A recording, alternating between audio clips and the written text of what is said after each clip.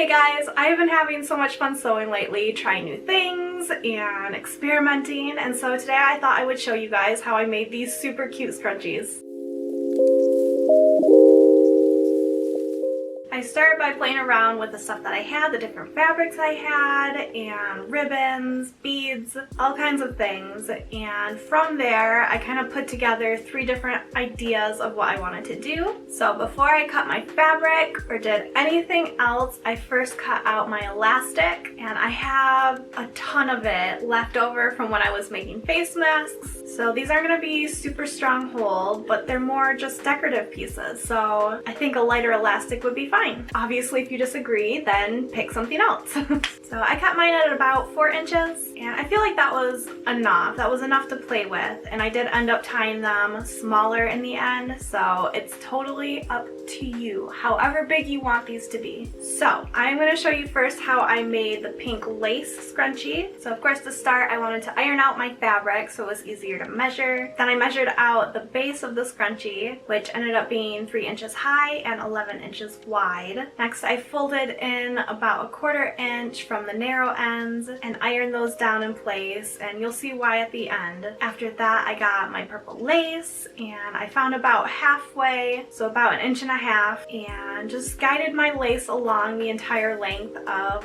that base piece. Then I cut it, sewed it in place, and then I did that again with another strip of lace, this time facing the opposite direction, and I sewed that in place. Once that was done, I then folded the base piece in half, so the wrong side facing out, and hemmed it together. And you want to be careful not to give yourself too big of a hem, because otherwise you're going to start sewing into your lace, and you don't want to do that. You want your lace to stick out. So I sewed mine about 1/8 of an inch, and that was plenty. After that hem is sewn, you then need to turn it inside out, and I did that by taking a safety pin and feeding it back through itself until the lace was back on the outside. Next, I needed to feed the elastic through, so once again I used my trusty safety pin and pinned it to one of the ends of the elastic and fed that through. And you'll need to scrunch your fabric as you go, and then once you have both ends of your elastic peeking out either end of your main base piece, then you'll need to tie those ends together. And make sure to tie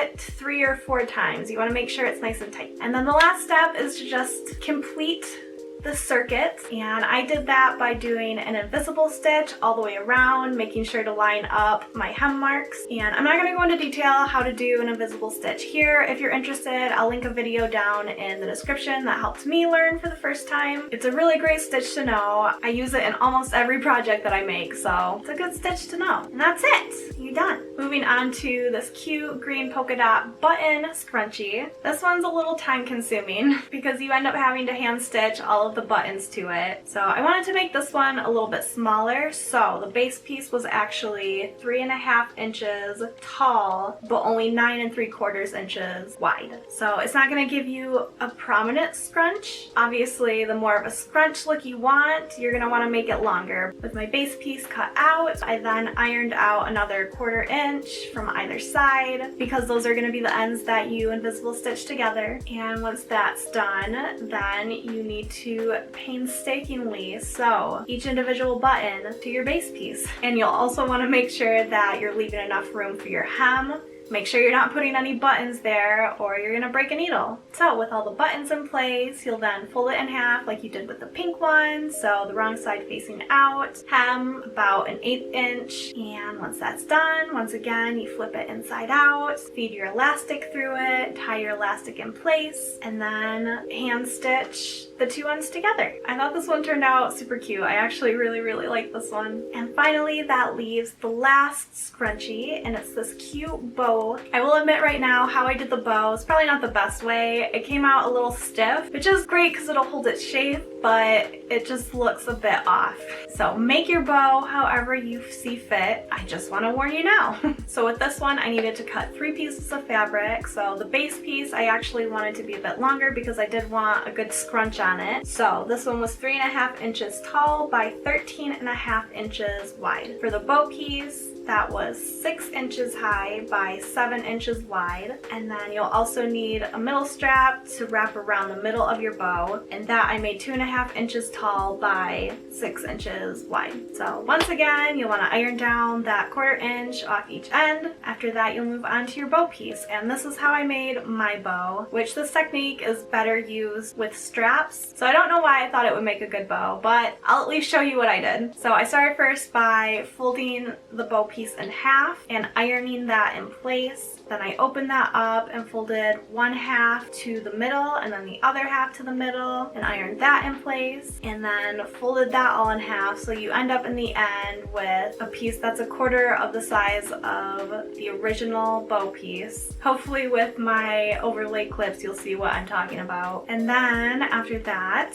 I sewed the end closed. But of course then you still have to sew up the 2 open ends, so you can either do an invisible stitch, which you'll have to fold probably about 1/4 inch down into it so you have that clean edge, or you can make it complicated like I did and turn it inside out first, sew one end, turn it right side again, and then invisible stitch the other end. So it's really up to you how you want to do it. The way I see it, it probably would be easier just to invisible stitch both ends, but once both of those ends are closed up, the next step is to line up your sparkly white ribbon. So you just line that up end to end, and I did decide to wrap it all the way around the bow. So I pinned the front to it first and then flipped it over and wrapped the ribbon the rest of the way around. And once that was completely pinned into place and cut, then I sewed both ends to the bow piece. So you end up with this cute little sparkly strip right down the center. Then moving on to that middle strap piece that's going to go around your bow, I used the same technique to get that down to 1/4 of its size, and then I lined up the sparkly ribbon right in the middle, sewed that into place. And with this one I just did one line right down the center. I didn't do both ends like I did with the bow, and I feel like that's probably going to be secure enough. And then I needed to finish up the base piece. So once again you fold the 2 right sides together so the wrong side's on the outside, and sew your hem, turn that inside out, put your elastic through, tie it, and then invisible stitch the 2 ends together. And then after that you can add the bow to it. So I did this by scrunching up the middle of the bow and wrapping the middle piece around it, and then before closing that middle piece off I then wrapped the main scrunchie portion into it as well. And when I did this I did put the ribbon side of your middle piece towards the bow, so essentially the back is facing towards you, and I'll show you why in a second. So once you have everything wrapped up, then you'll want to sew that middle piece closed so it's grasping everything together, and then trim fairly close to your hem, probably about 1/8 of an inch. And then once that's done, the last thing you need to do is then roll that middle piece until the ribbon's facing out, and then that will effectively hide your hem as well. And then you're done! Alright guys, but those were the 3 scrunchies that I'd made. Are they super cute? Do you love them? If you do, let me know down in the comments. And of course, if you enjoyed this video, please leave me a thumbs up. I love seeing those. They make me so happy. Subscribe to my channel if you've not already, because you know that would be super dope. And that being said guys, I will see you the next time around.